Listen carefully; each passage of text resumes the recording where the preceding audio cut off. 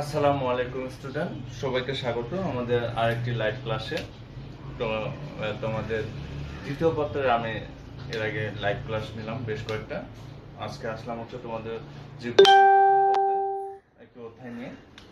তো তোমরা সবাই খুব দ্রুত ফ্রেন্ডে মেনশন করে দাও, শেয়ার করে দাও, যাতে তারাও ক্লাসগুলো দেখতে পারে। তো আজকে আমরা খুবই গুরুত্বপূর্ণ একটা অধ্যায় সম্পর্কে জানবো, সেটা হচ্ছে টিস্যু ও টিস্যুতন্ত্র। ঠিক আছে, আর আমি মোট এই অধ্যায়ের উপর 3টা লাইভ ক্লাস নেব, ইনশাল্লাহ পুরোপুরি অধ্যায় শেষ হয়ে যাবে। তো আজকে আমরা টিস্যু নিয়ে আলোচনা করব, আর পরপর আমি 3টা লাইভ ক্লাসের মাধ্যমে তোমাদের এই চ্যাপ্টার শেষ করে দিব, যেহেতু এখন তোমাদের অফলাইনে পড়াতে বেশ অসুবিধা হচ্ছে জলশীতলায় ব্যাচের জন্য। মূলত দেখো, তাহলে প্রথমে আগে আমাদের এখানে জানতে হবে টিস্যু কি। ঠিক আছে, টিস্যু সম্পর্কে আমাদের জানতে হবে। তো টিস্যু পারার জন্য আমাদের দুইটা জিনিস একটু মাথায় রাখতে হবে। একটা হলো যে টিস্যু হচ্ছে একগুচ্ছ কোষ,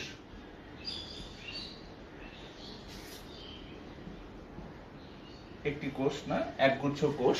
হ্যাঁ, আর এখানে কয়েকটা শর্ত মেনটেন করতে হবে, যে একগুচ্ছ কোষ থাকবে, এই কোষগুলোতে কয়েকটা শর্ত মেনটেন করতে হবে। সেই শর্তগুলো কি দেখো, আমি একটু লিখতেছি, বাংলিশ মিক্স করে লিখতেছি, আসলে একটু পরীক্ষায় লেখা লাগবে না, এটা হচ্ছে সংজ্ঞার একটা কিওয়ার্ডের মতো আমরা মনে রাখবো। তাহলে একটা হচ্ছে তোমার সেম হবে অরিজিন বা উৎপত্তি হবে একই রকম। 2 নাম্বার হচ্ছে সেম হচ্ছে অবস্থান, তারা একই জায়গাতে থাকবে। আরেকটা শর্ত মেনটেন করতে হবে, তা হলো তাদের ফাংশন বা কাজ, তাদের কাজগুলো হবে একই রকম। তাহলে এই 3টা শর্ত যদি একগুচ্ছ কোষ মেনটেন করে, তাহলে সেটাকে আমরা বলবো হচ্ছে টিস্যু। সংজ্ঞা মুখস্থ করার কোনো প্রয়োজনীয়তা নাই, আমরা খুব সুন্দরভাবে সংজ্ঞাটা জানতে পারবো। এরকম ভাবে দেখো, যে একই উৎস থেকে সৃষ্ট, একই উৎস থেকে সৃষ্ট। আমি আবারও বলে নিই যে তোমাদের যারা 3টা ক্লাসে অ্যাটেন্ড থাকবা এবং হচ্ছে যে তোমরা হচ্ছে যে শেষ পর্যন্ত থাকবে, তাহলে অবশ্যই আমি তোমাদের হচ্ছে এই চ্যাপ্টারের উপর শর্ট যে নোট রয়েছে আমাদের, সেটা আমি তোমাদের দিয়ে দিব। তাহলে দেখো, একই উৎস থেকে সৃষ্ট। হ্যাঁ, মোহাম্মদ হাসান লিওন বলছে আসসালামু আলাইকুম। ওয়ালাইকুম আসসালাম। তাহলে তোমরা সবাই খুব দ্রুত ফ্রেন্ডদের একটু মেনশন করে দাও। বলতেছিলাম দেখো, একই উৎস থেকে সৃষ্ট। একজন বলতেছে আরাফাত হোসেন, 9-10 বায়োলজি নিয়েন ফ্রম। হ্যাঁ, 9-10 বায়োলজির সঙ্গেও এই টপিকসগুলো 9-10 রয়েছে। তোমাদের বেশ কিছু আলোচনা আজকে তোমাদের প্রথম অধ্যায়ের টিস্যুর যে অংশ রয়েছে তার সাথে অনেকটা মিল পাওয়া। তাহলে একই উৎস থেকে সৃষ্ট, একই কাজে নিয়োজিত, একই কাজে নিয়োজিত। ঠিক আছে, সংজ্ঞাটা সুন্দরভাবে আমরা বের করার চেষ্টা করব। তাহলে লক্ষ্য করে দেখো, যে একই উৎস থেকে সৃষ্ট, এটুকুতে বোঝানো হচ্ছে যে এদের সেম উৎপত্তি, মানে একই জায়গা থেকে উৎপন্ন লাভ করবে, একই কাজে নিয়োজিত। ঠিক আছে, এটা দিয়ে বোঝানো হচ্ছে যে এদের হচ্ছে কাজগুলো হচ্ছে সেম। হ্যাঁ, এখন আমাদের একগুচ্ছ কোষের কথাটা নিয়ে আসতে হবে সংজ্ঞার ভিতরে। তাহলে একটি অবিচ্ছিন্ন কোষগুচ্ছকে টিস্যু বলে। খুব সুন্দর একটা সংজ্ঞা।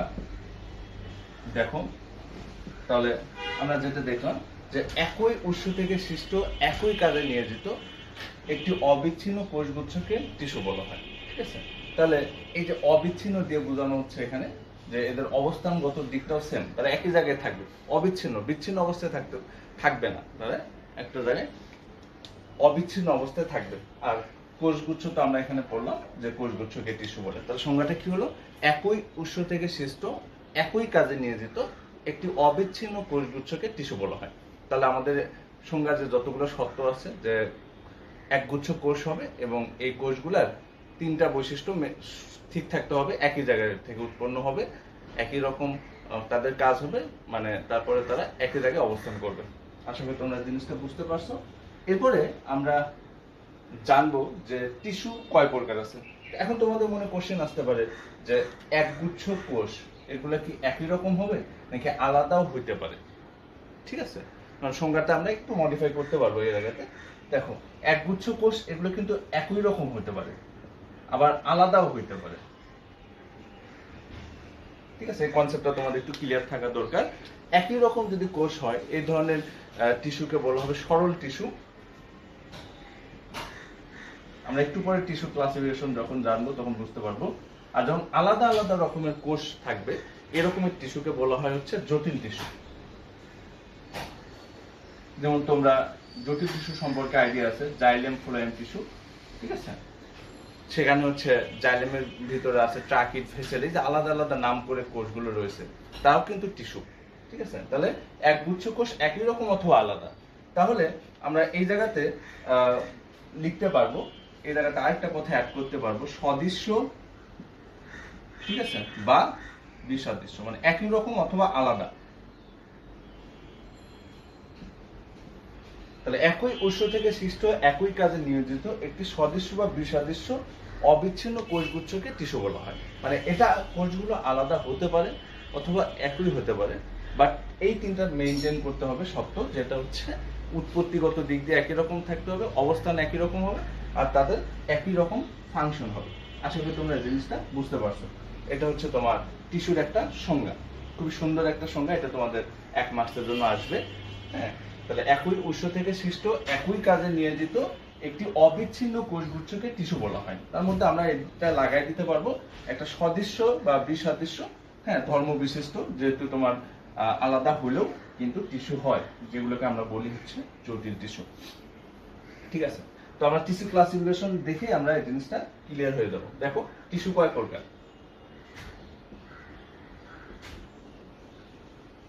ঠিক আছে, টিস্যু রয়েছে যে কোন কোষগুলো বিভাজিত হয়, কোন কোষগুলো বিভাজিত হয় না, এর উপর ডিপেন্ড করে টিস্যুকে 2 ভাগে ভাগ করা যায়। একটিকে বলা হয় ভাজক টিস্যু,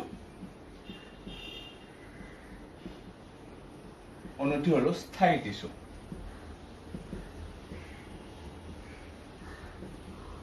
ঠিক আছে, এর মধ্যে দেখো যে ভাজক টিস্যু নিয়ে তোমাদের ইন্টারমিডিয়েটের সিলেবাসে আছে, আমি এটা নিয়ে আজকে আলোচনা করব।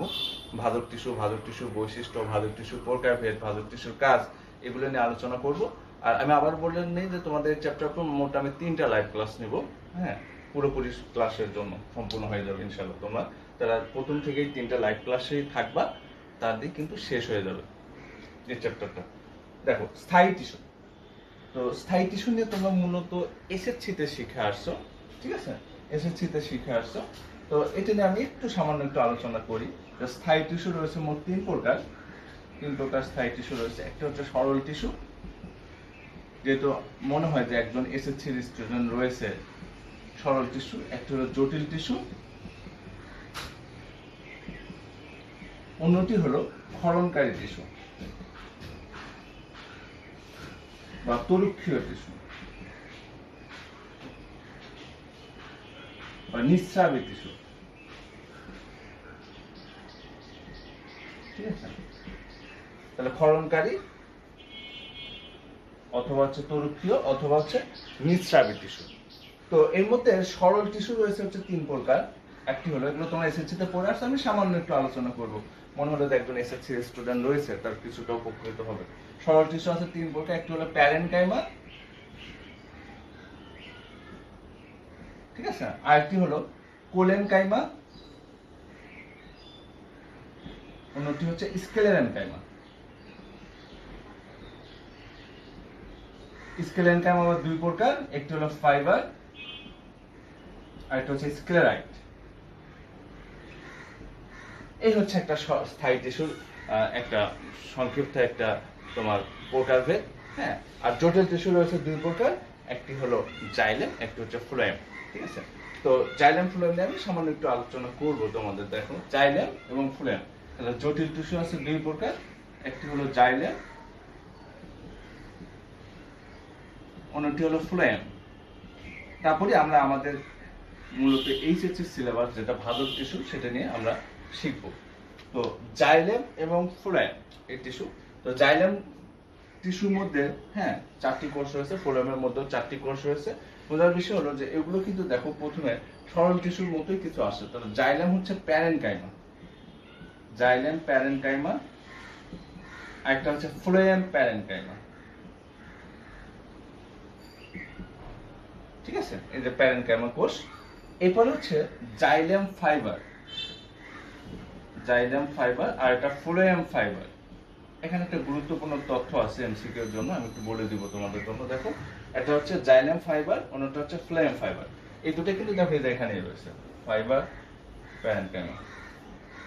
কারণ এই কোষগুলো হচ্ছে তোমার সরল টিস্যু থেকে আসছে, আর বাকি দুটো আলাদা রয়েছে। জাইলেমের ভিতর থাকে হচ্ছে ট্রাকিট, আর একটা হচ্ছে ভেসেল, আর ফ্লোয়েমের ভিতর থাকে হচ্ছে সিগনল আর হচ্ছে সঙ্গী কোষ। যদিও তোমাদের স্থায়ী টিস্যু সরাসরি পরীক্ষা আসবে না ইন্টারমিডিয়েটের সিলেবাসে, কিন্তু এই তথ্যগুলো তোমাদের লাগবে। ঠিক আছে, টিস্যুতন্ত্র পড়তে গেলে অবশ্যই তোমাদের কাজে লাগবে।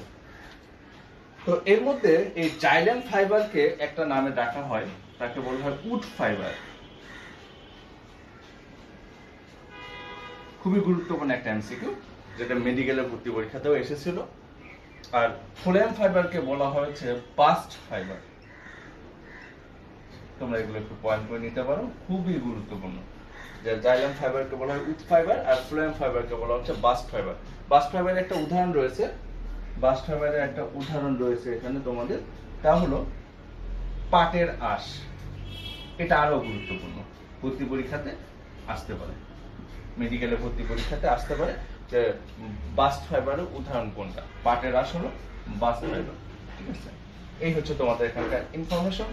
একটা ইনফরমেশন তোমাদের এখানে একটু জানতে হয়, তা হলো কোন কোষগুলো জীবিত, কোন কোষগুলো হচ্ছে মৃত এই ফ্লোয়েম টিস্যুর মধ্যে।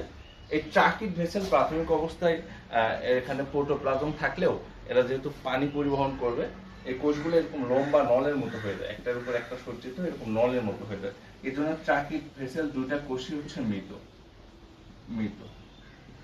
ঠিক আছে, প্যারেনকাইমা কোষ হচ্ছে জীবিত, আর ফাইবার তো সবসময় মৃত, তন্তু। আর শুধুমাত্র এখানে জাইলেমের ভিতর প্যারেনকাইমা কোষটা হচ্ছে জীবিত। এটা তোমাদের একটা এমসিকিউ পদ্ধতিতে পরীক্ষা আসতে পারে, যে জাইলেম টিস্যুর মধ্যে একমাত্র জীবিত কোষ কোনটা। আর ফ্লোয়েম টিস্যুর মধ্যে দেখো, ফ্লোয়েম টিস্যুর মধ্যে প্যারেনকাইমা কোষটা জীবিত।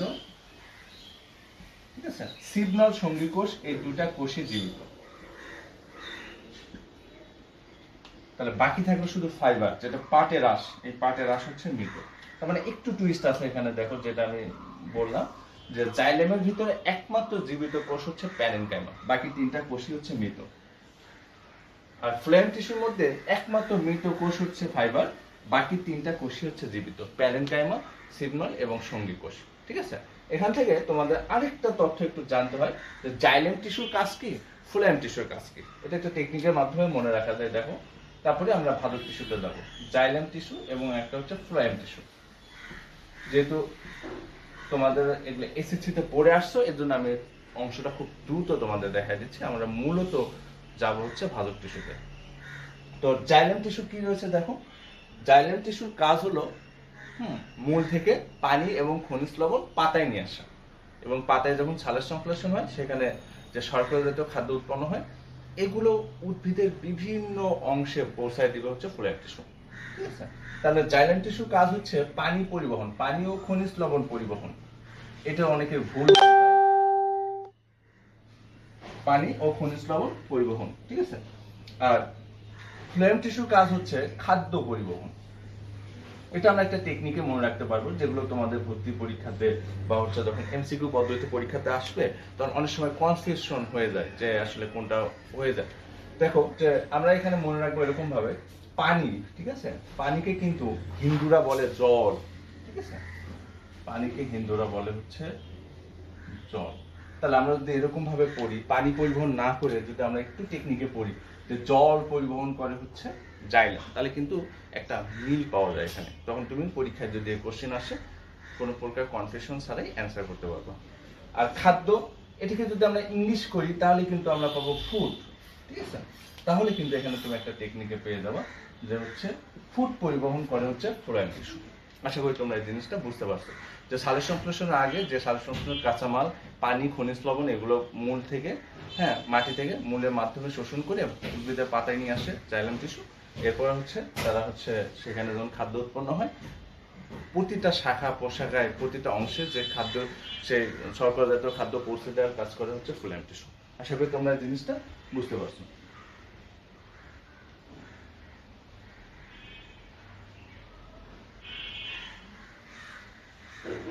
ঠিক আছে, তাহলে এই হচ্ছে তোমাদের স্থায়ী টিস্যু। যদিও স্থায়ী টিস্যু নিয়ে তোমাদের মানে পরীক্ষায় তেমন গুরুত্বপূর্ণ না, তোমাদের পরীক্ষায় পড়তে হবে হচ্ছে ভাজক টিস্যু। তারপরে পয়েন্টগুলো একটু পড়তে পারো, এখান থেকে এমসিকিউ আসতে পারে। হ্যাঁ, আর যারা এসএসসি রয়েছে তাদের মূলত এইটুকু অংশই পুরা চ্যাপ্টার। তোমরা যারা জানো এসএসসি পড়েছো, আমি যেটুকু বললাম মানে এই জাস্ট 10 মিনিটে তোমাদের যতটুকু বলা হলো পুরা চ্যাপ্টার এর উপরেই মানে ভিত্তি করেই পুরা চ্যাপ্টার রয়েছে। ঠিক আছে, এরপর হচ্ছে ভাজক টিস্যু। তারপরে তোমাদের এসএসসিতে আরো এই প্রাণী টিস্যু রয়েছে, সেগুলো যেহেতু তোমাদের সিলেবাসে নাই আমি আলোচনা করব না। ভাজক টিস্যু, তো ভাজক টিস্যু কাকে বলা হয়? তাহলে ভাজক টিস্যু হচ্ছে যে টিস্যুর কোষগুলো বিভাজিত হতে পারে, যে টিস্যুর কোষগুলো বিভাজিত হতে পারে, এটা একটা সংজ্ঞা। তারপরে নর্মালি আমরা জানবো যে এটা একটা টিস্যু, ভাজক টিস্যু যেহেতু বলা হচ্ছে, এবং এই টিস্যু যে কোষগুলো রয়েছে, হ্যাঁ, এই কোষগুলো বিভাজিত হতে পারে, তাকে বলা হচ্ছে ভাজক টিস্যু। তো আমরা আজকে দেখবো হচ্ছে ভাজক টিস্যুর বৈশিষ্ট্য এবং ভাজক টিস্যুর প্রকারভেদ। ঠিক আছে, মানে হচ্ছে শ্রেণীবিভাগ। পড়লেই মোটামুটি তোমাদের ভাজক টিস্যু সম্পর্কে একটা ভালো একটা ধারণা দেওয়ার চেষ্টা করব। ঠিক আছে, তারপরে আমি পরপর আর 2টা লাইভ ক্লাস নিব, টিস্যু তন্ত্র নিয়ে আলোচনা করব। টিস্যু তন্ত্র 2টা লাইভ ক্লাসে ইনশাল্লাহ শেষ হয়ে যাবে।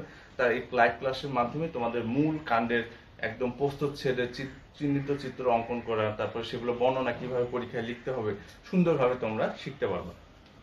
তো আমরা এখন দেখব ভাজক টিস্যুর বৈশিষ্ট্য। ভাজক টিস্যুর বৈশিষ্ট্য, ভাজক টিস্যুর বৈশিষ্ট্য তোমরা এগুলো নোট করে নিতে পারো। ভাজক টিস্যুর বৈশিষ্ট্য।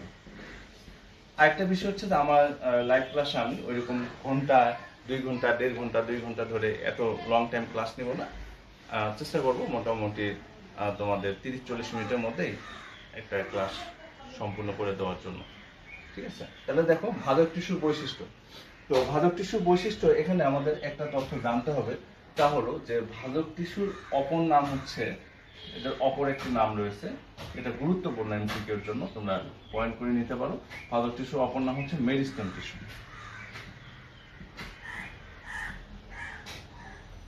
অপর নাম না, মানে তোমার হচ্ছে নর্মালি হচ্ছে ইংলিশে মেরিস্টেম টিস্যু বলা হয়, ভাজক টিস্যুকে ইংলিশে মেরিস্টেম টিস্যু বলা হয়।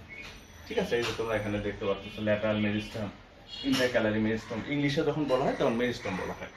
তাহলে ভাজক টিস্যুর ইংলিশ নাম হচ্ছে মেরিস্টেম টিস্যু। তাহলে ভাজক টিস্যুর বৈশিষ্ট্য এখন আমরা দেখব। তো ভাজক টিস্যু 1 নম্বর বৈশিষ্ট্য যেটা, সেটা হলো যে এই টিস্যুর কোষগুলো হচ্ছে জীবিত, আর মৃত কোষ কখনো বিভাজিত হতে পারে না। ঠিক আছে, মৃত কোষ কখনো বিভাজিত হতে পারে না। তাহলে ভাজক টিস্যুর কোষগুলো হচ্ছে জীবিত, প্রোটোপ্লাজম যুক্ত। কারণ জীবিত কোষগুলোতে অবশ্যই প্রোটোপ্লাজম থাকবে এবং অন্যান্য কোষীয় অঙ্গাণু যেগুলো প্রোটোপ্লাজম, নিউক্লিয়াস, হ্যাঁ, সাইটোপ্লাজম, এগুলো থাকবে। 2 নম্বর যেটা, সেটা হলো যে ভাজক টিস্যুর কোষগুলা বিভাজন ক্ষমতা সম্পন্ন, মানে এগুলো বিভাজিত হতে পারে, বিভাজিত হতে পারে, কোষগুলা বিভাজিত হতে পারে। ঠিক আছে, আমি একটু পয়েন্ট করে তোমাদের বৈশিষ্ট্যগুলো দেখে দেওয়ার চেষ্টা করব, তোমরা এগুলো যদি পয়েন্ট করে নাও ইনশাল্লাহ চ্যাপ্টারে তোমাদের বললাম তো 3টা লাইভ ক্লাস যদি কেউ প্রথম থেকে অংশগ্রহণ করো, হ্যাঁ, শেষ পর্যন্ত, তাহলে এই তিনটা লাইভ ক্লাসের মধ্যেই তোমাদের ক্লাস মানে পুরো চ্যাপ্টারটা হয়ে যাবে। 3 নাম্বার হলো যে বিভাজিত হতে পারে। ঠিক আছে, আর একটা ভাজক টিস্যু সেলুলোজ নির্মিত পাতলা কোষ প্রাচীর থাকে। এগুলোই তোমাকে কোশ্চিন আসবে যে মেডিকেলে ভর্তি পরীক্ষায়, যে তোমার হচ্ছে যে নিচের কোনটা ভাজক টিস্যুর ক্ষেত্রে সঠিক নয়, প্রশ্ন আসবে এরকম ভাবে, নিচের কোনটা ভাজক টিস্যুর ক্ষেত্রে সঠিক নয়, তখন এখানে দিবে হচ্ছে পুরু কোষ প্রাচীর। তো এটা কেন থাকতেছে, পাতলা কোষ প্রাচীর কেন থাকতেছে, এর পেছনে ব্যাখ্যাটা হলো যে কোষ প্রাচীরের যে 3টা লেয়ার রয়েছে, মধ্যপর্দা, প্রাথমিক প্রাচীর, সেকেন্ডারি প্রাচীর, ঠিক আছে। এই ভাজক টিস্যু কোষগুলো যেহেতু বারবার বিভাজিত হয়, হ্যাঁ, একটা কোষ উৎপন্ন হওয়ার পরপরই তাকে আবার বিভাজনে যেতে হয়, এজন্য যে সেকেন্ডারি প্রাচীর তৈরি হয়, যে লিগনিন, সুবেরিন, এগুলো দ্বারা যে সেকেন্ডারি প্রাচীর তৈরি হয়, এই সেকেন্ডারি প্রাচীর তৈরি হওয়ার জন্য যে সময়, এই সময়টুকু ভাজক টিস্যু পায় না। এর জন্য এখানে সেকেন্ডারি প্রাচীর তৈরি হয় না। তাহলে ভাজক টিস্যুতে কোনো প্রকার সেকেন্ডারি প্রাচীর তৈরি হয় না। সেকেন্ডারি প্রাচীর তৈরি না হওয়ার জন্য সেকেন্ডারি প্রাচীর তৈরি না হওয়ার জন্য এখানকার কোষ প্রাচীরটা স্থায়ী টিস্যুর তুলনায় বেশ পাতলা থাকে, ঠিক আছে। যেহেতু কোষ প্রাচীরের 3টা উপাদান রয়েছে, মধ্যপর্দা, এরপর একটা স্তরে থাকে হচ্ছে প্রাথমিক প্রাচীর, তার উপর 3টা স্তরে থাকবে হচ্ছে সেকেন্ডারি প্রাচীর। সেকেন্ডারি প্রাচীরে কিন্তু 3টা স্তর, ঠিক আছে। সেকেন্ডারি প্রাচীরটা বেশ মোটা। সেকেন্ডারি প্রাচীর না থাকার জন্য এখানকার কোষ প্রাচীরটা অনেক পাতলা হয়। 4 নম্বর বৈশিষ্ট্য হচ্ছে এখানে নিউক্লিয়াস বড় থাকবে। ঠিক আছে, নিউক্লিয়াস হবে বড়। এই কারণটা হচ্ছে যে বারবার কোষ বিভাজিত হচ্ছে, হ্যাঁ। নিউক্লিয়াস কিন্তু তখন দেখা যাচ্ছে যে আমরা কোষ বিভাজনের প্রোমেটাফেজ পর্যায়ে পড়ছি, যে নিউক্লিয়াস আস্তে আস্তে বড় হয়। যেহেতু কোষ বিভাজন হয় সবসময় নিউক্লিয়াসটাকে বড় দেখায়, ঠিক আছে, নিউক্লিয়াস বড় হয়। এরপর হচ্ছে এখানকার সাইটোপ্লাজম ঘন থাকবে। এগুলোই তোমাকে কোশ্চেনে আসবে, সাইটোপ্লাজম ঘন থাকবে, ঠিক আছে। এগুলো হচ্ছে তোমার, এই 3টা হচ্ছে কোষের স্পেশাল বৈশিষ্ট্য। সেলুলোজ নির্মিত পাতলা কোষ প্রাচীর থাকবে, নিউক্লিয়াস বড় থাকবে এবং এদের সাইটোপ্লাজম ঘন থাকবে, ঠিক আছে। কোষের স্পেশাল কিছু বৈশিষ্ট্য। এরপরে আমাদের এখানে যেটা জানতে হবে তা হলো যে এই ভাজক টিস্যু কিছু ফিজিওলজিক্যাল প্রসেস থাকে, যেমন হচ্ছে এখানে হচ্ছে কোষগুলা সবসময় অ্যাক্টিভ অবস্থায় থাকবে, কোষগুলো সক্রিয় থাকবে সবসময়, সর্বদা সক্রিয় থাকবে, ঠিক আছে। তারপর হচ্ছে তোমার 7 নম্বর বৈশিষ্ট্য যেটা, সেটা হলো যে কোষগুলোর বিপাক হার বেশি হবে। যেহেতু ভাজক টিস্যু কোষগুলো বিভাজিত হচ্ছে, বিভাজনের জন্য যে শক্তি দরকার, এজন্য এখানকার মেটাবলিজমের হার বেশি, মেটাবলিজমের রেটটা অনেক বেশি। তাহলে এখানকার বিপাক হার বেশি হবে, ভাজক টিস্যু কোষগুলোতে বিপাক হার বেশি হবে, ঠিক আছে। এরপরে আরো কিছু বৈশিষ্ট্য তোমাদের এখানে করতে হবে। একজন বলছে যে আমিনুল ইসলাম ভাইয়া, পরে ক্লাস কোন দিন এবং কোথায় হবে? অবশ্যই এখানে লাইভ ক্লাস নেব আমি, আর পরপর 2টা লাইভ ক্লাস নেব, সেখানে তোমাদের টিস্যু তন্ত্র নিয়ে আলোচনা করব। তাতে তোমাদের 2টা ক্লাসেই ইনশাল্লাহ এই চ্যাপ্টারটা সম্পূর্ণ হয়ে যাবে। আমি জানাই দেবো কবে তোমাদের লাইভ ক্লাস নেব। তাহলে বিপাক হার বেশি হবে। এরপর হচ্ছে 8 নাম্বার, এখানে প্রোপ্লাস্টিড থাকবে, কোষগুলোতে প্রোপ্লাস্টিড থাকবে। তাহলে প্রো শব্দের অর্থ হচ্ছে আদি। যেমন তোমরা পড়ছো প্রোক্যারিওটিক, ঠিক আছে, ইউক্যারিওটিক কোষ, তারপর হচ্ছে প্রোফেজ, প্রোমেটাফেজ। প্রো শব্দের অর্থ হচ্ছে আদি। আর প্লাস্টিড তো তোমরা জানো যে ক্লোরোপ্লাস্ট, লিউকোপ্লাস্ট, হ্যাঁ, এসবগুলো হচ্ছে প্লাস্টিড, কোষের ভিতরে থাকে। তো প্রোপ্লাস্টিড জিনিসটাকে আমি একটু কোষে দেখানোর চেষ্টা করি। তাহলে এটা হচ্ছে একটা প্লাস্টিড, এটাকে বলা হচ্ছে প্রোপ্লাস্টিড, ঠিক আছে। এটাকে বলা হচ্ছে আদি প্লাস্টিড। আমরা জানি প্লাস্টিড হচ্ছে 3 প্রকার, ক্লোরোপ্লাস্ট, ক্রোমোপ্লাস্ট এবং হচ্ছে লিউকোপ্লাস্ট। তাহলে একটা হচ্ছে ক্লোরোপ্লাস্ট, একটা হচ্ছে ক্রোমোপ্লাস্ট, আর একটা হচ্ছে লিউকোপ্লাস্ট। তাহলে প্রোপ্লাস্টিড তাকে বলা হয় যে এটা হচ্ছে এমন প্লাস্টিডটা আগের দশা, যারা যখন স্থায়ী টিস্যুতে পরিণত হয়, হ্যাঁ, এই কোষটা ভাজক টিস্যুগুলো যখন বিভাজন হয় না, তখন তারা স্থায়ী টিস্যুতে পরিণত হয়, তখন যে তোমার যে কোনো প্রকার প্লাস্টিডে কনভার্ট হয়ে যেতে পারে। প্লাস্টিড, এই প্রোপ্লাস্টিড, এটাকে বলা হচ্ছে প্লাস্টিড। তাহলে ক্লোরোপ্লাস্ট, ক্রোমোপ্লাস্ট, লিউকোপ্লাস্ট, এগুলো কনভার্ট হবে। এখন মনে হতে পারে যে কনভার্ট কিভাবে হবে, সেটা হচ্ছে কোষের অবস্থান অনুযায়ী, ঠিক আছে। যেমন কোষটা যদি তোমার পাতায় থাকে, বিশেষ করে হচ্ছে সালের সংশ্লেষণ করতে হবে, তখন কিন্তু সেখানে হচ্ছে ক্লোরোপ্লাস্ট থাকবে। এরপর হচ্ছে মূলে থাকে, মাটির নিচে থাকে, ঠিক আছে, তখন হবে হচ্ছে লিউকোপ্লাস্ট। এরপর হচ্ছে যেখানে রঙিন ফুল ফলে থাকবে, সেখানে হবে হচ্ছে ক্রোমোপ্লাস্ট। এগুলো তোমরা জানো। তো প্রোপ্লাস্টিড হচ্ছে এইসব প্লাস্টিডের আদি দশা, হ্যাঁ, যেগুলো পরবর্তীতে স্থায়ী টিস্যু পরিণত হলে কোষের অবস্থান অনুযায়ী, তারপর হচ্ছে কোষের ধরন অনুযায়ী তারা যে কোনো প্রকার প্লাস্টিডে কনভার্ট হতে পারে। এটাকে বলা হচ্ছে প্রোপ্লাস্টিড। তাহলে এখানে প্রোপ্লাস্টিড থাকবে। আশা করি তোমরা জিনিসটা বুঝতে পারছো। এরপরে আমরা আর একটা বৈশিষ্ট্য জানবো, যে ভাজক টিস্যুতে কি কি থাকে না। ভাজক টিস্যুতে কি কি থাকে না দেখো, ভাজক টিস্যুতে কি কি থাকে না। আচ্ছা, রুবাইয়া বাড়ি মোহনা বলছে যে ভাই লাইভ ক্লাসে এই চ্যাপ্টার ক্লাস নিচ্ছেন, তাহলে আসতে যাবো না। হ্যাঁ, আমি তো তোমাদের হচ্ছে যে যতটুকু মানে অফলাইনে পড়াইছি ততটুকুই, আর এই ক্লাসটা আমি মূলত নিচ্ছি জলশীতলে, আজকে সকালে ব্যাচ ছিল, তারা যেন সেই ক্লাসগুলো করতে পারে। আর আমরা কিন্তু কালীতলা বা হচ্ছে বৃন্দাবন পাড়াতে অফলাইনে এখনো ব্যাচ চলতেছে, তাহলে তোমাদের কোনো সমস্যা হবে না। জলশীতলা যেহেতু একেবারে বন্ধ করে দিতে হয়েছে, তারা যেন তোমাদের সাথেই থাকতে পারে, এর জন্য আসলে লাইভ ক্লাসটা নেওয়া। আর চ্যাপ্টারে আমরা শুধুমাত্র ভাজক টিস্যু নিয়ে তোমাদের ভাজক টিস্যু বৈশিষ্ট্য, ভাজক টিস্যুর প্রকারভেদ এগুলো নিয়ে পড়বো, আর পরবর্তীতে আমি তোমাদের টিস্যু যন্ত্র নিয়ে আলোচনা করবো। তো এখানে হচ্ছে দেখো নবম যেটা আছে বৈশিষ্ট্য, তাহলে এখানে থাকে না, বেশ কিছু জিনিস থাকে না। ঠিক আছে, কি কি থাকে না, কি কি থাকে না দেখো। একটা হলো ইন্টারসেলুলার স্পেস থাকে না, এখানে কোনো আন্তঃকোষীয় ফাঁক থাকে না, আন্তঃকোষীয় ফাঁক থাকে না। তার মানে এই কোষগুলো এত চাপাচাপি অবস্থায় থাকে, ভাজক টিস্যুর কোষগুলা, এদের মাঝখানে কোনো গ্যাপ থাকে না। ঠিক আছে, এরপরে হচ্ছে যে ভাজক টিস্যুতে কোনো সঞ্চিত খাদ্য থাকে না। তার কারণ হচ্ছে ভাজক টিস্যু কোষগুলো কোনো খাদ্য উৎপন্ন করতে পারে না, যেহেতু এখানে ক্লোরোপ্লাস্ট থাকে। তাহলে স্থায়ী টিস্যু যখন হয় তখন সেখানে ক্লোরোপ্লাস্ট হবে, তখন তারা সেখানে খাদ্য উৎপন্ন করবে। এরপর হচ্ছে তোমার ভাজক টিস্যুতে কোনো বজ্র পদার্থ থাকে না। আরেকটা গুরুত্বপূর্ণ তথ্য হচ্ছে এখানে কোনো কোষ গহ্বর থাকে না, কোষের ভিতরে কোনো কোষ গহ্বর থাকে না। তাহলে এইগুলো হচ্ছে থাকে না, একটা হচ্ছে আন্তঃকোষীয় ফাঁক, একটা হচ্ছে সঞ্চিত খাদ্য, বজ্র পদার্থ, আর একটা হচ্ছে কোষ গহ্বর। ঠিক আছে, তাহলে আমি আরেকবার একটু বলি যে ভাজক টিস্যু বৈশিষ্ট্যগুলো কি কি। এই টিস্যু কোষগুলো হচ্ছে জীবিত, এই টিস্যু কোষগুলো প্রোটোপ্লাজম যুক্ত, বিভাজিত হতে পারে। হ্যাঁ, এরপর আমরা যাবো কোষের স্পেশাল তিনটা বৈশিষ্ট্যে। এদের কোষ প্রাচীর পাতলা, সেলুলোজ নির্মিত পাতলা কোষ প্রাচীর থাকে, নিউক্লিয়াস বড়, সাইটোপ্লাজম ঘন। এরপরে আমরা পড়বো হচ্ছে যে এদের কিছু ফিজিওলজিক্যাল প্রসেস, যে কোষগুলো সর্বদা সক্রিয় অবস্থায় থাকবে, অ্যাক্টিভ অবস্থায় থাকবে, আর এদের মেটাবলিজম হার অনেক বেশি হবে।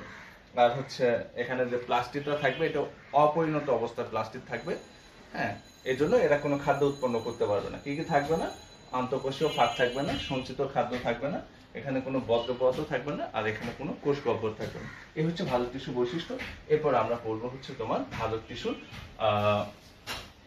কি বলা হয় শ্রেণী বিভাগ বা ক্লাসিফিকেশন। এটা তোমাদের 3 মার্কসের একটা পরীক্ষায় আসতে পারে, খুবই গুরুত্বপূর্ণ।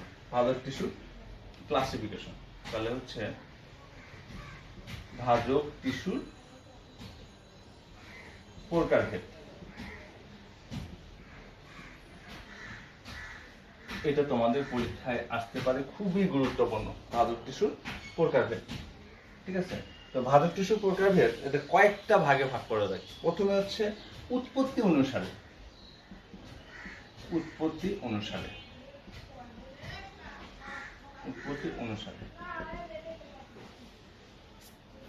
ঠিক আছে, তাহলে উৎপত্তি অনুসারে একজন বলছে মোহনা প্রাণিক ভাই গ্রুপে কি এই ভিডিওটা থাকবে? হ্যাঁ, অবশ্যই থাকবে, তোমরা পরবর্তীতেও দেখে নিতে পারবা। কিন্তু আসলে লাইভ ক্লাসে সরাসরি দেখা আর পরবর্তীতে রেকর্ড হয়ে যাওয়ার পরে ক্লাসগুলো দেখার চাইতে সরাসরি ক্লাস দেখতে একটু মনে হয় যে হ্যাঁ আমরা মানে সামনাসামনি বসে হয়তো ক্লাস করতেছি, কিন্তু আমি তোমাদের প্রতিটা কথা বলে দিতে পারতেছি। ঠিক আছে, তো উৎপত্তি অনুসারে 3 প্রকার, ভাজক টিস্যু উৎপত্তি অনুসারে 3 প্রকার। আমি আজকে ক্লাস দেখার পরে তোমরা যখন পরবর্তীতে দেখতে যাবা বা বই পড়ে দেখবা, যে সব কিছু তোমরা খুব ইজিলি অ্যান্সার করতে পারবে এখান থেকে। তো উৎপত্তি অনুসারে ভাজক টিস্যু 3 প্রকার। একটিকে বলা হচ্ছে প্রারম্ভিক ভাজক টিস্যু, 2 নম্বর হচ্ছে প্রাইমারি ভাজক টিস্যু, 3 নম্বর হচ্ছে সেকেন্ডারি ভাজক টিস্যু।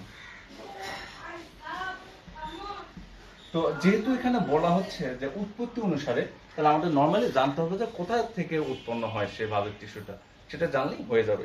তাহলে প্রারম্ভিক ভাজক টিস্যু উৎপন্ন হয় হচ্ছে মূল কাণ্ডের শীর্ষে একটা ক্ষুদ্র অঞ্চল থাকবে, হ্যাঁ, ওখান থেকে উৎপন্ন হয়, যেটা কিছু সময় পরেই তারা আবার প্রাইমারি ভাজক টিস্যুতে কনভার্ট হয়ে যায়। তাহলে হচ্ছে মূল কাণ্ডের শীর্ষ দেশে মূল ও কাণ্ডের শীর্ষে একটা ক্ষুদ্র অঞ্চল থাকবে, এই ক্ষুদ্র অঞ্চল থেকে তারা উৎপন্ন হবে। আর এরা একটা স্পেশাল বৈশিষ্ট্য হলো যে এই টিস্যুগুলো হচ্ছে কি করে, এরা হচ্ছে প্রাইমারি ভাজক টিস্যু তৈরি করে, প্রাইমারি ভাজক টিস্যু তৈরি করে। ঠিক আছে, মানে এই টিস্যু থেকেই মূলত প্রাইমারি ভাজক টিস্যু তৈরি হয়। তাহলে মূল কাণ্ডের শীর্ষদেশে ক্ষুদ্র অঞ্চল থেকে তারা হচ্ছে প্রাইমারি ভাজক টিস্যু উৎপন্ন হয়, কিন্তু এই টিস্যুগুলি পরবর্তীতে প্রাইমারি ভাজক টিস্যুতে পরিণত হয়। আর এই টিস্যু থেকে এখান থেকে উদ্ভিদের প্রথম বৃদ্ধি শুরু হয়।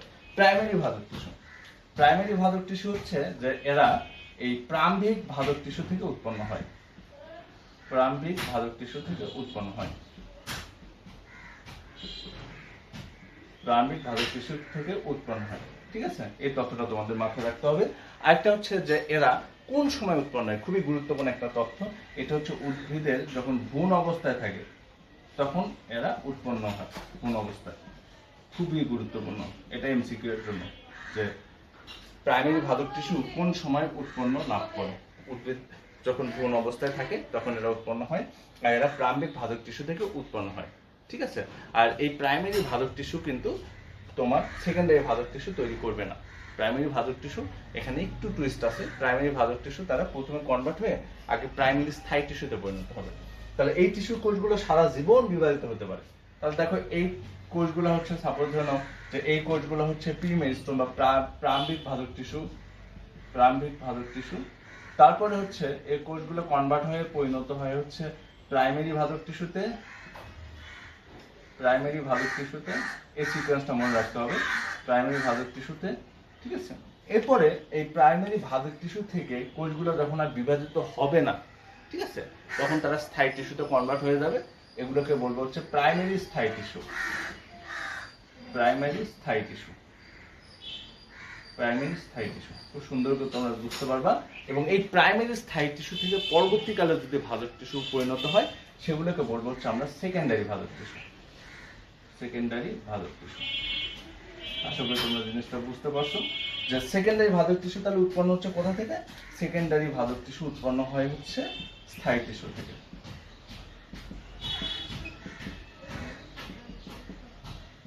তাহলে এরা স্থায়ী টিস্যু থেকে উৎপন্ন হয়। আর সেকেন্ডারি ভাজক টিস্যু উদাহরণ কি? সেকেন্ডারি ভাজক টিস্যু উদাহরণ হচ্ছে, দেখো এক নাম্বার হচ্ছে কর্ক ক্যাম্বিয়াম। আমি সুন্দর করে তোমাদের বুঝিয়ে দেওয়ার চেষ্টা করবো। কর্ক ক্যাম্বিয়াম। দুই নম্বর হচ্ছে ইন্টারফ্যাসিকুলার ক্যাম্বিয়াম।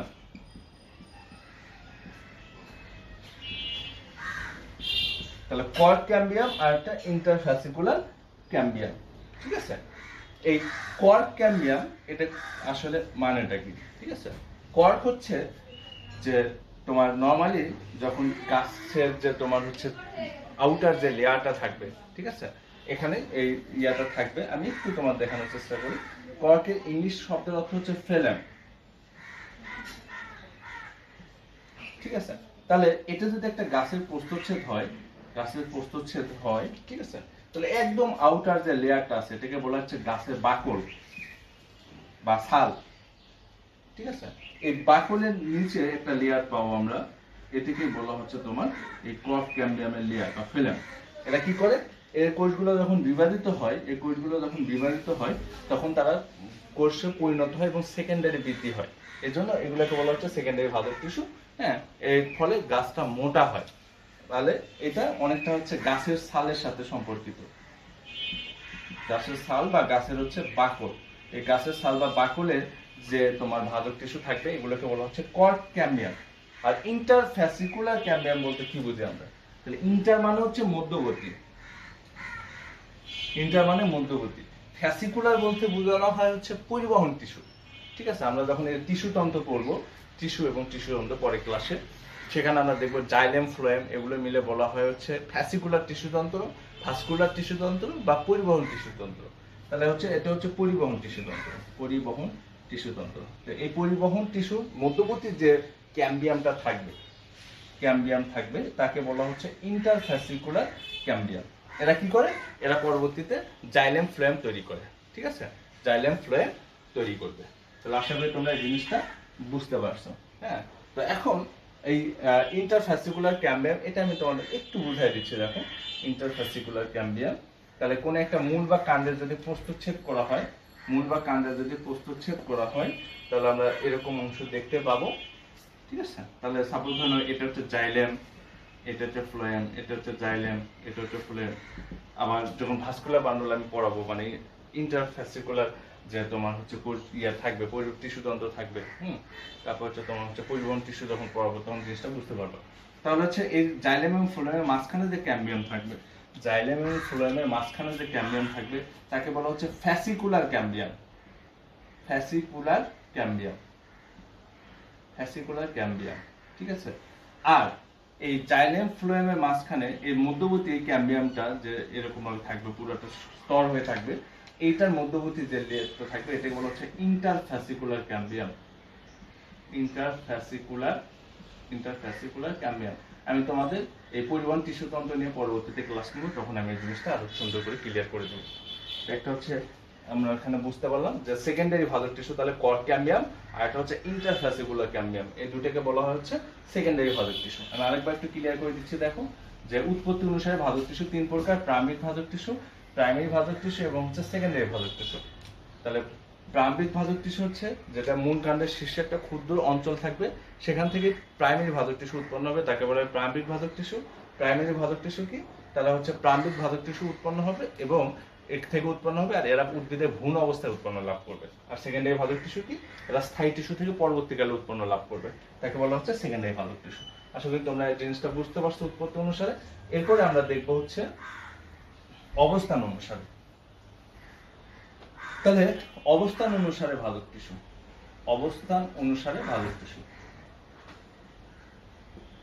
অবস্থান, এখানে মজার বিষয় হচ্ছে যে কোনো প্রকার ভিত্তিতে ভাজক টিস্যুকে ক্লাসিফিকেশন করা হোক না কেন, সবগুলো তিনটা তিনটা করে। তাহলে অবস্থান অনুসারে ভাজক টিস্যু হচ্ছে তিন প্রকার। একটা হচ্ছে শীর্ষস্থ ভাজক টিস্যু, শীর্ষস্থ। একটা হচ্ছে তোমার ইন্টারক্যালারি, ইন্টারক্যালারি, ঠিক আছে, ইন্টারক্যালারি। আরেকটাকে বলা হচ্ছে পার্শ্বীয় ভাজক টিস্যু, পার্শ্বীয় ভাজক টিস্যু। তো আমাদের এখানে মূলত জানতে হবে যে এই ভাজক টিস্যুগুলো কোথায় কোনটা থাকে। ঠিক আছে, তাহলে শীর্ষস্থ ভাজক টিস্যু, শীর্ষস্থ ভাজক টিস্যু হচ্ছে মূল কাণ্ডের শীর্ষে থাকবে, মূল ও কাণ্ডের শীর্ষে থাকবে। এইসব ভাজক টিস্যু যখন বিভাজিত হয়, এই যে দেখো এপিক্যাল মেরিস্টেম যেটা বোঝানো হচ্ছে শীর্ষস্থ ভাজক টিস্যু। ঠিক আছে, এপিক্যাল মেরিস্টেম বলতে বোঝানো হচ্ছে শীর্ষস্থ ভাজক টিস্যু। সব ভাজক টিস্যু যখন বিভাজিত হয় তখন এগুলো লম্বা ভাবে বৃদ্ধি পায়। তাহলে মূল ও কাণ্ডের শীর্ষে থাকবে। হ্যাঁ, এগুলো যখন বিভাজন হবে তখন উদ্ভিদটা দৈর্ঘ্য বৃদ্ধি করবে। এসব কোষ বিভাজন হওয়ার মাধ্যমে গাছ লম্বা হয়ে যাবে। আর ইন্টারক্যালারি ভাজক টিস্যু, ইন্টারক্যালারি ভাজক টিস্যু, এর আগে আমি পার্শ্বীয় ভাজক টিস্যু একটু জেনে দেয়। সেটা হচ্ছে মূল কাণ্ডের পাশে থাকবে, মূল ও কাণ্ডের পাশে লম্বা লম্বি থাকবে, লম্বা লম্বি ভাবে থাকবে। ঠিক আছে, এই যে দেখো, তাহলে পার্শ্বীয় ইংলিশ শব্দ হচ্ছে ল্যাটেরাল। ঠিক আছে, ল্যাটেরাল। তো এইগুলো এরকম লম্বা হয়ে থাকবে, এরকম লম্বা হয়ে থাকবে। তার মানে এই যে এটা যদি তোমার হয় হচ্ছে সেই যেটা আমি তোমাদের দেখাইলাম যে কর্ড ক্যাম্বিয়াম, তাহলে কর্ড ক্যাম্বিয়াম কিন্তু মূলের কিন্তু একদম পার্শ্ব বরাবর থাকবে, মূল মানে কাণ্ডের একদম পার্শ্ব বরাবর থাকবে। হ্যাঁ, গাছের ছালের যে লেয়ারটা, আউটার লেয়ার, তার পাশাপাশি নিচেই থাকবে।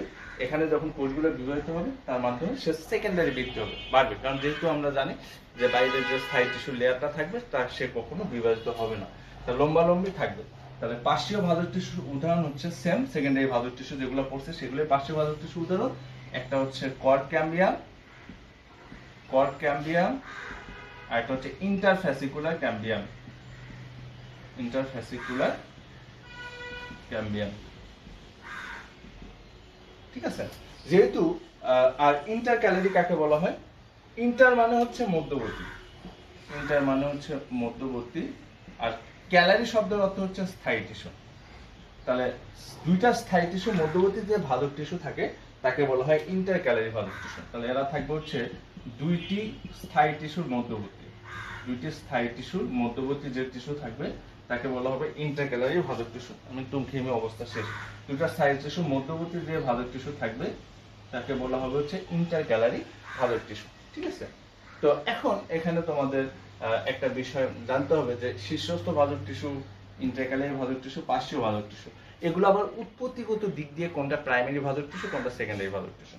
তো নর্মালি দেখো যে কর্ড ক্যাম্বিয়াম, ইন্টারফ্যাসিকুলার ক্যাম্বিয়াম যেগুলো আমরা পড়লাম, যে এরা হচ্ছে সেকেন্ডারি ভাজক টিস্যু, এরা হচ্ছে স্থায়ী টিস্যু থেকে তৈরি হয়, তাই পার্শ্বীয় ভাজক টিস্যু হচ্ছে সেকেন্ডারি ভাজক টিস্যু, সেকেন্ডারি ভাজক টিস্যু। তাহলে পার্শ্বীয় ভাজক টিস্যু হচ্ছে সেকেন্ডারি ভাজক টিস্যু। আর শীর্ষস্থ ভাজক টিস্যু এরা হচ্ছে স্থায়ী টিস্যু তৈরি হওয়ার আগেই তৈরি হয়, এরা সবসময় বিভাজিত হয়, হওয়ার মাধ্যমে গাছটা আস্তে আস্তে আস্তে বড় হয়। তাহলে এই শীর্ষস্থ ভাজক টিস্যু হচ্ছে প্রাইমারি ভাজক টিস্যু, শীর্ষস্থ ভাজক টিস্যু হলো প্রাইমারি ভাজক টিস্যু। তাহলে পার্শ্বীয় ভাজক টিস্যু হচ্ছে সেকেন্ডারি ভাজক টিস্যু, আর শীর্ষস্থ ভাজক টিস্যু হচ্ছে প্রাইমারি ভাজক টিস্যু। তাহলে ইন্টারক্যালারি ভাজক টিস্যুটা কি হবে? তাহলে ইন্টারক্যালারি ভাজক টিস্যু হলো যে এইটা হলো দেখো এরকম ভাবে তৈরি হয়। তাহলে এটা পুরোটাই ছিল হচ্ছে প্রাইমারি ভাজক টিস্যু। হঠাৎ করে দেখা যায় যে দুই পাশে মানে স্থায়ী টিস্যু তৈরি হয়ে গেছে, তাহলে এই মাঝখানেটা ওটা কনভার্ট হয় নাই, তাহলে এইটা যে টিস্যুটা হয় এটাকে বলা হচ্ছে প্রাইমারি ভাজক টিস্যু। তাহলে ইন্টারক্যালারি ভাজক টিস্যু এক ধরনের প্রাইমারি ভাজক টিস্যু, বাট ইন্টারক্যালারি ভাজক টিস্যু হচ্ছে খুবই ক্ষণস্থায়ী, এটা কিছু সময় পরে এই প্রাইমারি ভাজক টিস্যু এও আবার কনভার্ট হয়ে সে হচ্ছে তোমার স্থায়ী টিস্যুতে পরিণত হয়। তাহলে আমরা এখানে কয়টা জিনিস শিখলাম। ইন্টারক্যালারি ভাজক টিস্যু হচ্ছে প্রাইমারি ভাজক টিস্যু, যেটা কিছু সময় পরে তারা স্থায়ী টিস্যুতে পরিণত হয়। দুটা স্থায়ী টিস্যু মাঝখানে থাকে, হ্যাঁ, কিছু সময় পরে তারা স্থায়ী টিস্যুতে পরিণত হয়। তাহলে আমরা এখানে যে দুইটা জিনিস শিখলাম তা হলো যে শীর্ষস্থ ভাজক টিস্যু হলো প্রাইমারি ভাজক টিস্যু, ইন্টারক্যালারি ভাজক টিস্যু হচ্ছে প্রাইমারি ভাজক টিস্যু, আর পার্শ্বীয় ভাজক টিস্যু হচ্ছে সেকেন্ডারি ভাজক টিস্যু। এটাই তোমাদের অনেক সময় কনফিউশন হয়ে যায়, এখান থেকে তোমাদের পরীক্ষা আসে, আর অনেক সময় তোমরা এমসিকিউ অ্যান্সার করতে পারো, এখান থেকে কোশ্চেন আসে নিচের কোনটা হচ্ছে প্রাইমারি ভাজক টিস্যু নয়, ভর্তি পরীক্ষাতে আসতে পারে। শীর্ষস্থ ভাজক টিস্যু, ইন্টারক্যালারি ভাজক টিস্যু, আর হচ্ছে পার্শ্বীয় ভাজক টিস্যু। অ্যান্সার হচ্ছে পার্শ্বীয় ভাজক টিস্যু। আসলে তোমরা জিনিসটা বুঝতে পারছো। তো এখন আমরা যে জিনিসটা শিখবো তা হলো কোষ বিভাজন তল অনুসারে। আর খুব বেশি একটা সময় লাগবে না, এখানে তোমাদের একটু সমস্যা তোমাদের হয়ে যায়, বিশেষ করে বই পড়তে গেলে, তাহলে এই অবস্থান অনুসারে এবং উৎপত্তি অনুসারে এটা একটু বোঝাটা একটু কঠিন। মনে রাখবা স্থায়ী টিস্যু তৈরি হওয়ার আগ পর্যন্ত হচ্ছে প্রাইমারি ভাজক টিস্যু, স্থায়ী টিস্যু থেকে পরবর্তীকালে যদি ভাজক টিস্যু তৈরি হয় সেটা হচ্ছে সেকেন্ডারি ভাজক টিস্যু। এরপর আমরা দেখবো হচ্ছে কোষ বিভাজন তল অনুসারে, কোষ বিভাজন তল অনুসারে, ঠিক আছে। তো কোষ বিভাজন তল অনুসারে ভাজক টিস্যুকে এটাকেও তিন ভাগে ভাগ করা যায়, কোষ বিভাজন তল অনুসারে এটাকেও তিন ভাগে ভাগ করা যায়। এক নম্বর হচ্ছে মাস ভাজক টিস্যু, দুই নম্বর হচ্ছে প্লেট ভাজক টিস্যু, তিন নম্বর হচ্ছে রিব ভাজক টিস্যু। মাস ভাজক টিস্যু, প্লেট ভাজক টিস্যু এবং হচ্ছে রিব ভাজক টিস্যু, ঠিক আছে। তাহলে মাস ভাজক টিস্যু কি আমাদের এখানে জানতে হবে, যেহেতু কোষ বিভাজন তল অনুসারে কোন ধরনের ভাজক টিস্যু কয়টা করে তলে বিভাজিত হয়। তাহলে মাস ভাজক টিস্যু হচ্ছে যে ভাজক টিস্যু সবগুলো তলে বিভাজিত হবে, আর প্লেট ভাজক টিস্যু হচ্ছে দুইটা তলে বিভাজিত হবে, আর রিব ভাজক টিস্যু হচ্ছে একটা তলে বিভাজিত হবে। তো এইটা হচ্ছে সংজ্ঞা, যে ভাজক টিস্যু সবগুলো তলে বিভাজিত হয় তাকে মাস ভাজক টিস্যু বলা হয়। যে ভাজক টিস্যু মাত্র দুইটা তলে এক্স এবং ওয়াই অক্ষ বরাবর বিভাজিত হবে তাকে বলবো হচ্ছে প্লেট ভাজক টিস্যু। যে ভাজক টিস্যু তোমার হচ্ছে যে একটা তলে বিভাজিত হয় তাকে বলবো হচ্ছে রিব ভাজক টিস্যু। এখন আমরা দেখবো যে এই ভাজক টিস্যু বিভাজনের ফলে কি সে মানে পরিণত হচ্ছে, এগুলোকে আমরা বলতে পারি রেজাল্ট বা ফলাফল। মানে এই ধরনের ভাজক টিস্যু বিভাজনের ফলে কি কি ঘটনা ঘটে।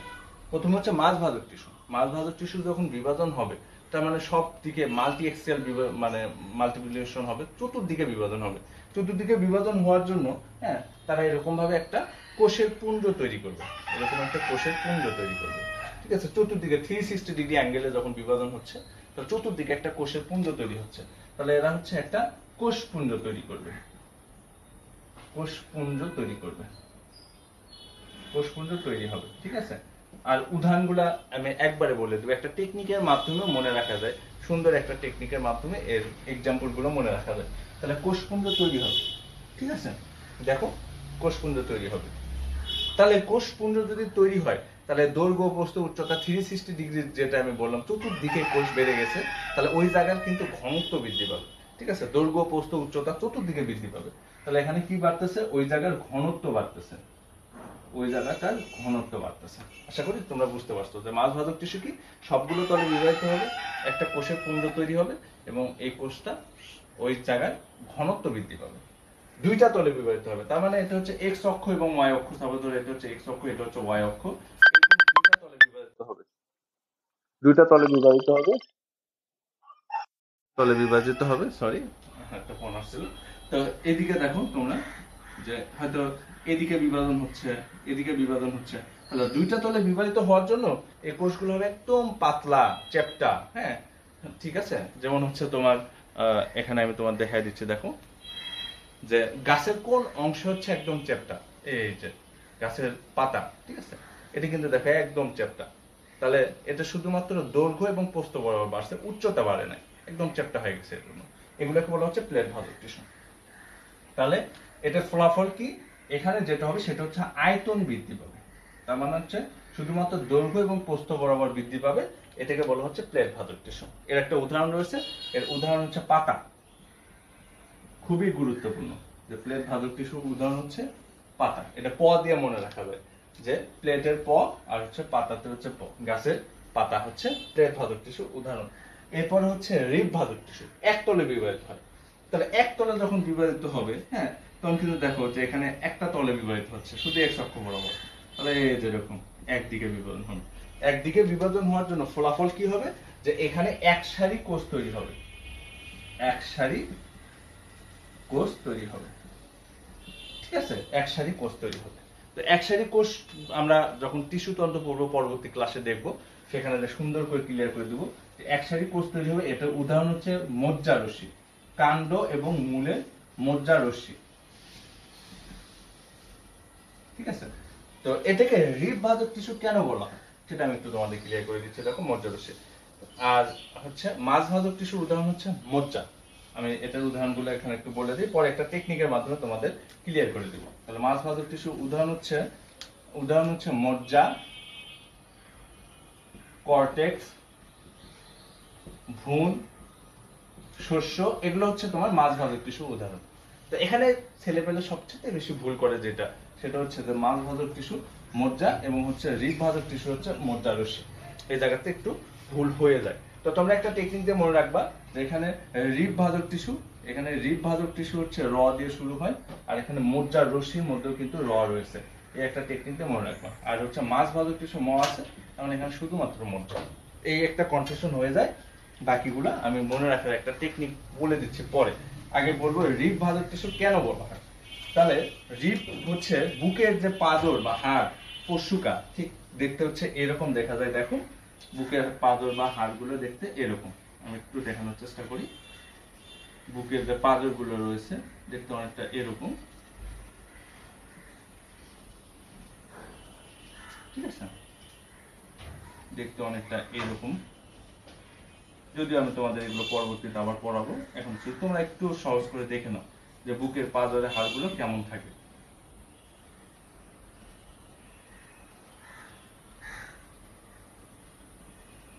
ঠিক আছে, আমরা বেশি সময় নিব না। এই হচ্ছে তোমার একটা বুকের পাঁজরের যে তোমার হাড়গুলো এভাবে থাকে। মানুষের যে বক্ষ গহ্বর থাকে এরকম, মাঝখানে স্টার্নাম থাকে, আর এগুলোকে বলা হচ্ছে রিব বা পশুকা, রিব, ঠিক আছে। তো আমরা এখানে দেখলাম যে এক সারি কোষ তৈরি হচ্ছে, এক সারি কোষ তৈরি হচ্ছে। তাহলে এই স্টুলোকে রিব ভাজক টিস্যু এজন্য বলা হয় কারণ হচ্ছে এখানে সাপোজ ধরো যে এরকম ছিল, এখানে এগুলো হচ্ছে ভাজক টিস্যু, এগুলো হচ্ছে রিব ভাজক টিস্যু। তো তারা একটা অক্ষ বরাবর বিভাজিত হবে, একটা অক্ষ বরাবর বিভাজিত হবে, একটা অক্ষ বরাবর বিভাজিত হবে। হওয়ার জন্য এরকম একটা লম্বা লম্বা কোষের সারি কোষ তৈরি হবে, দেখতে অনেকটা এরকম রিবের মতো। এই জন্য এটাকে বলা হচ্ছে রিব ভাজক টিস্যু, বা হচ্ছে এটাকে বলা হয় হচ্ছে তোমার পশুকার সাথে মিল রেখে এটাকে বলা হচ্ছে রিব ভাজক টিস্যু। তাহলে যে ভাজক টিস্যু একতলে বিভাজিত হয় তাকে বলা হয় হচ্ছে রিব ভাজক টিস্যু। আশা করি তোমরা জিনিসটা বুঝতে পারছো। এখন আমরা দেখবো হচ্ছে এই তিনটা উদাহরণ মনে রাখার জন্য। এখানে কিন্তু একটা জিনিস তোমরা মনে রাখবা যে রিব ভাজক টিস্যু হচ্ছে মজ্জা রশ্মি, প্লেট ভাজক টিস্যু হচ্ছে পাতা, বাকি যা রয়েছে তা হচ্ছে মাছ ভাজক টিস্যু। এটা তারপরে একটা সহজ একটা টেকনিক দিয়ে মনে রাখা যায়, দেখো পরীক্ষাতে কাজে লাগবে। আমি একটু তোমাদের এখনই দেখাই দিচ্ছি যে এই উদাহরণগুলো আমরা কিভাবে মনে রাখতে পারবো। কোষ বিভাজন তল অনুসারে ভাজক টিস্যুর উদাহরণগুলো আমরা কিভাবে মনে রাখবো। তাহলে কোষ বিভাজন তল অনুসারে ভাজক টিস্যু হচ্ছে তোমার মাছ ভাজক টিস্যু, প্লেট ভাজক টিস্যু, রিব ভাজক টিস্যু। এটা হচ্ছে এরকম যে ঢাকায় কিন্তু বিভিন্ন জায়গায় ফুটপাতে হ্যাঁ অনেক রকমের জিনিসপত্র পাওয়া যায় কম দামে। তো একজন মামা এরকম ঢাকায় যে কম দামে কিছু প্লেট কিনছে, তো সে তখন এসে বলতেছে দেখো যে মামা তার ভাষায় কি বলতেছে, মামা সাভারে, কোথায় পাইছে, সাভারে, সাভারে কমে রকমারি প্লেট পায়। এটা একটা টেকনিক যেটা দিয়ে তোমরা এই উদাহরণগুলো মনে রাখতে পারবা। দেখো মামা সাভারে কমে রকমারি প্লেট পায়, তাহলে এটা আমরা কিভাবে মনে রাখবো লক্ষ্য করে দেখো। মতে হলো মাছ ভাজক টিস্যু, মতে হলো মাছ ভাজক টিস্যু। ঠিক আছে, তাহলে মাছ ভাজক টিস্যু উদাহরণ যে আমি চারটা বলে দিছিলাম, সে চারটা আমরা একটু দেখার চেষ্টা করি। একটা হচ্ছে মজ্জা, অবশ্যই মনে রাখতে হবে, মজ্জা রশ্মি নয় কিন্তু, মজ্জা রশ্মি হলো আবার রিব ভাজক টিস্যু। ঠিক আছে, আর হচ্ছে এই দন্ত শতে এখান থেকে তোমার হবে হচ্ছে শস্য বা এন্ডোস্পার্ম। ভতে হলো ভ্রূণ, যে ভ্রূণটা বাড়ে, হ্যাঁ সেখানে যে ভাজক টিস্যু গুলো থাকবে, ভ্রূণ কিন্তু চ্যাপ্টা না, চতুর্দিকে বাড়বে। হ্যাঁ, আর হচ্ছে রতে হলো রেণু, এগুলো হচ্ছে তোমার মাছ ভাজক টিস্যু। ঠিক আছে, এরপরে হচ্ছে তোমার কতে হলো কর্টেক্স, এগুলো হচ্ছে তোমার মাছ ভাজক টিস্যুর উদাহরণ। মাছ ভাজক টিস্যুর উদাহরণ একটু বেশি, কর্টেক্স। ঠিক আছে, এরপরে দেখো রিব ভাজক টিস্যু, তাহলে রতে হলো রিব ভাজক টিস্যু, রতে হলো রিব, তোমরা এই টেকনিকটা সুন্দর করে তুলে নিতে পারো। রতে হলো রিব ভাজক টিস্যু। রিব ভাজক টিস্যু কি কি আছে, রিব ভাজক টিস্যু সুন্দর করে লেখা আছে এখানে দেখো। মতে হলো মজ্জা, রতে হলো রশ্মি, এই হলো মজ্জা রশ্মি। ঠিক আছে, রিব ভাজক টিস্যু উদাহরণ হলো মতে হলো মজ্জা, রতে হলো রশ্মি। তোমরা এই টেকনিক দিয়ে মনে রাখতে পারবা, শুধুমাত্র রকমারি মনে রাখবা। রতে হলো রিব, মতে হলো মজ্জা, রতে রশ্মি। আবার একটা টেকনিক আছে যে র আর হচ্ছে র, যে রিব ভাজক টিস্যু উদাহরণ হচ্ছে মজ্জা রশ্মি। আমি এতবার বলতেছি তারপরেও দেখবা কিছু কিছু স্টুডেন্ট তারপরেও ভুল করবে। এই কিসের মধ্যে ভুল করবে, এই মজ্জা এবং হচ্ছে মজ্জা রশ্মির মধ্যে। আমি আবারও বলতেছি দেখে নিও, অনেক স্টুডেন্ট এখানে ভুল করে ফেলে যে মাছ ভাজক টিস্যুর উদাহরণ হচ্ছে মজ্জা আর রিব ভাজক টিস্যুর উদাহরণ হচ্ছে মজ্জা রশ্মি। প্লেট, ঠিক আছে, প্লেট তো নিজেই প্লেট হয়ে আছে এখানে। তাহলে প্লেট ভাজক টিস্যুর উদাহরণ কি কি আছে দেখো। প্লেট ভাজক টিস্যুর উদাহরণ হচ্ছে পাতা, যেটা আমরা আগেই পড়লাম। প্লেট ভাজক টিস্যু, পায়েতে হলো পাতা। যারা টেকনিক মনে রাখতে পারবা টেকনিকে মনে রাখবা, যারা হচ্ছে তোমার ছন্দ ভালো পছন্দ করে তারা ছন্দের মাধ্যমে মনে রাখতে পারবা যে মাছ ভাজক টিস্যু উদাহরণ হচ্ছে এতগুলা, যে মজ্জা, শস্য, ভ্রূণ, রেণু, কর্টেক্স, রিব ভাজক টিস্যু, মজ্জা রশ্মি, প্লেট ভাজক টিস্যু, পাতা। এটা সহজ একটা টেকনিক হলো যে রিব ভাজক টিস্যু, মজ্জা রশ্মি, প্লেট ভাজক টিস্যু, পাতা, বাকি যা আছে সবগুলো হচ্ছে মাছ ভাজক টিস্যু। তাহলে এই হলো তোমার কোষ বিভাজন তল অনুসারে। আমরা আর একটা পড়েই আজকে ক্লাস ইনশাআল্লাহ শেষ করে দিব, খুব বেশি একটা সময় লাগবে না। সেটা হলো তোমার কাজ অনুসারে ভাজক টিস্যু বলে আমি ইনশাআল্লাহ তোমাদের শেষ করে দিব। আর এখানে একটা মেডিকেলে কোশ্চেন নিয়ে বলবো তোমাদের, দেখো। তাহলে হচ্ছে কাজ অনুসারে ভাজক টিস্যু, কাজ অনুসারে ভাজক টিস্যু। আমি একটু কমেন্টগুলো এর ফাঁকে দেখে নিই। হ্যাঁ,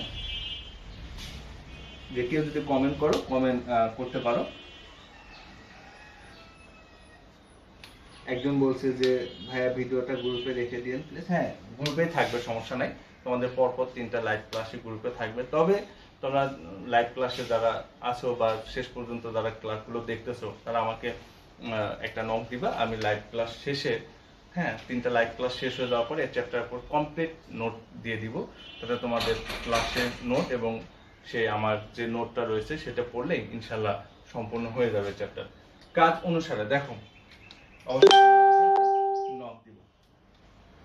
কাজ অনুসারে ভাজক টিস্যু আছে 3 ধরনের। আমি আগেই বলছিলাম যে সবকিছু 3টা করে আছে।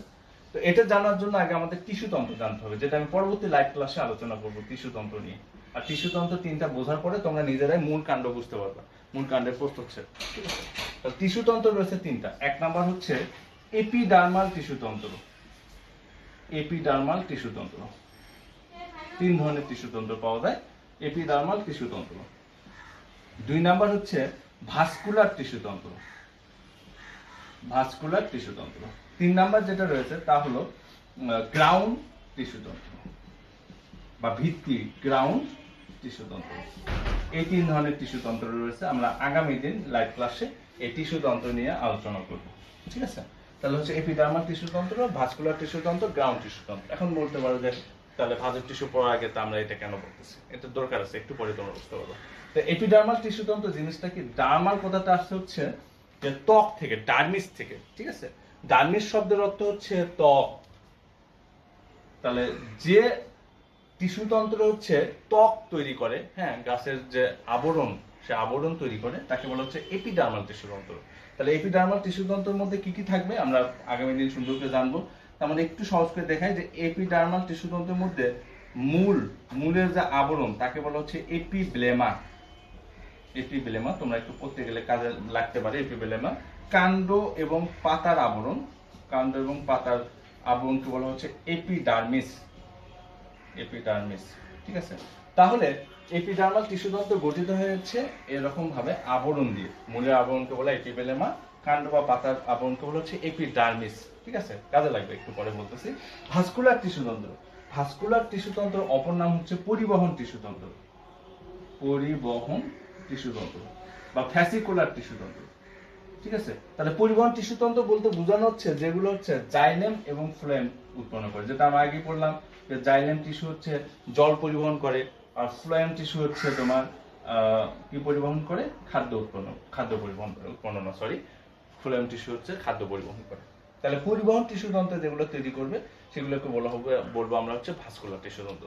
গ্রাউন্ড টিস্যু তন্ত্র কি, এই ত্বক, ঠিক আছে? এটা সাপোজ ধরো মূলের একটা প্রস্থচ্ছেদ, ঠিক আছে? তাহলে বাইরে থাকবে হচ্ছে ত্বক, যেটা হচ্ছে এপিব্লেমা বা কাণ্ডই ধরে নিলাম, কাণ্ডের বাইরে থাকবে হচ্ছে এপিডার্মিস, যেগুলো আমরা আগামী দিন সুন্দর করে শিখবো, এপিডার্মিস। এবং ভেতরে সাপোজ ধরনের যে পরিবহন টিস্যু থাকবে জাইলেম এবং ফ্লোয়েম। এর ছাড়া ত্বক এবং এই তোমার হচ্ছে ভাস্কুলার টিস্যু তন্ত্র বা পরিবহন টিস্যু তন্ত্র ছাড়া বাকি যা আছে সবগুলো হচ্ছে গ্রাউন্ড টিস্যু তন্ত্রের অন্তর্ভুক্ত। সেগুলো হচ্ছে কর্টেক্স, মজ্জা রশ্মি, ঠিক আছে? এগুলো আমরা আগামী দিন সুন্দর করে শিখবো ইন ডিটেলসে, যে কর্টেক্স কি, মজ্জা রশ্মি কি।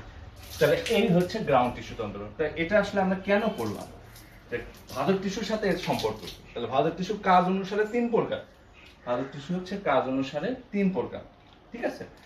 1 নম্বরকে বলা হচ্ছে প্রোটোডার্ম, 2 নাম্বার হচ্ছে প্রোক্যাম্বিয়াম, 3 নাম্বার যেটা আছে সেটাকে বলা হচ্ছে গ্রাউন্ড মেরিস্টোম। এগুলো হচ্ছে ভাজক টিস্যুর কাজ অনুসারে 3 প্রকার, ঠিক আছে? তাহলে এই যে এখানে আমরা এখন মিলটা খুঁজে বের করার চেষ্টা করব।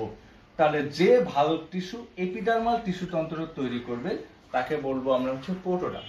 তার মানে প্রোটোডার্ম হচ্ছে এমন ভাজক টিস্যু, এই কোষগুলো বিভাজিত হতে হতে একসময় তারা বাইরের কোষের আবরণ তৈরি করবে, গাছের মূল এবং কাণ্ড পাতার আবরণ তৈরি করবে, তাদেরকে বলা হচ্ছে প্রোটোডার্ম। এই কোষগুলো বিভাজিত হয়ে এপিডার্মাল টিস্যু তন্ত্র তৈরি করবে। এরপর হচ্ছে প্রোক্যাম্বিয়াম কি, যে টিস্যু তন্ত্র হচ্ছে ভাস্কুলার টিস্যু তন্ত্র তৈরি করবে, যেমন হচ্ছে জাইলেম, ফ্লোয়েম, ক্যাম্বিয়াম, এগুলো যে তোমার হচ্ছে ভাজক টিস্যু তৈরি করবে তাকে বলা হচ্ছে প্রোক্যাম্বিয়াম। গ্রাউন্ড মেরিস্টোম কি, লক্ষ্য করে দেখো, গ্রাউন্ড টিস্যু তন্ত্র যেগুলো তৈরি করবে সেগুলোকে গ্রাউন্ড মেরিস্টোম বলা হয়, যেহেতু এখানে গ্রাউন্ড আর মেরিস্টোম অপর নাম তো আমরা জানি ভাজক টিস্যু। সেই প্রথমেই আমি তোমাদের বলছিলাম যে গ্রাউন্ড মেরিস্টোম তাহলে তৈরি করবে হচ্ছে গ্রাউন্ড টিস্যু তন্ত্র। আশা করি তোমরা জিনিসটা বুঝতে পারছো। এখানে মেডিকেল একটা কোশ্চেন ছিল এরকম যে নিচের কোনটি হ্যাঁ প্রোক্যাম্বিয়াম থেকে উৎপন্ন হয় না, সম্ভবত 18-19 সালে এসেছিল, উৎপন্ন হয় না, ঠিক আছে? অপশনগুলো কি কি ছিল দেখো, অপশনগুলো কি কি ছিল, নিচের কোনটা প্রোক্যাম্বিয়াম থেকে উৎপন্ন হয় না। এ নাম্বার অপশন ছিল কর্টেক্স, বি নাম্বার অপশন ছিল জাইলেম, সি নাম্বার অপশন ছিল ফ্লোয়েম এবং ডি নাম্বার অপশন ছিল হচ্ছে ক্যাম্বিয়াম, ঠিক আছে? তাহলে এই যে আমরা এখানে অ্যানসারটা কি পাবো, তাহলে তোমরা দেখো যারা লাইভ ক্লাস দেখতেছো তারা একটু দ্রুত অ্যানসার করে ফেলো। এটা মেডিকেলের প্রশ্ন আসছিল, ঠিক আছে? যে নিচের কোনটা প্রোক্যাম্বিয়াম থেকে উৎপন্ন হয় না। আশা করি তোমরা জিনিসটা বুঝতে পারছো। জাইলেম, ফ্লোয়েম এগুলো হচ্ছে পরিবহন টিস্যু, এর সাথে হচ্ছে ক্যাম্বিয়ামটা থাকবে, তাহলে কোনটা উৎপন্ন হবে না? এই কোশ্চেনটা মেডিকেলে পরীক্ষা আসছে, ঠিক আছে? এটা অ্যান্সার, সঠিক অ্যান্সার হলো কর্টেক্স। এটা অ্যান্সার ছিল হচ্ছে কর্টেক্স। আশা করি তোমরা এই ক্লাসটা বুঝতে পারছো। পরবর্তী ক্লাসে আমরা টিস্যুতন্ত্র নিয়ে আলোচনা করব। তাহলে আজকে আমি তোমাদের মোটামুটি ভাজক টিস্যু সম্পর্কে একটা ভালো একটা ধারণা দেওয়ার চেষ্টা করলাম। ভাজক টিস্যু কি, ভাজক টিস্যু হচ্ছে বৈশিষ্ট্য, ভাজক টিস্যু প্রকারভেদ, ঠিক আছে? তোমরা এখন পরবর্তী আর 2টা ক্লাস দেখলেই, লাইভ ক্লাস দেখলে ইনশাল্লাহ তোমাদের এই চ্যাপ্টারে আর কোনো সমস্যা থাকবে না। তো আজকে ক্লাস এই পর্যন্ত রাখি। যারা শেষ পর্যন্ত ছিলাম তাদেরকে ধন্যবাদ জানিয়ে শেষ করতেছি। আসসালামু আলাইকুম।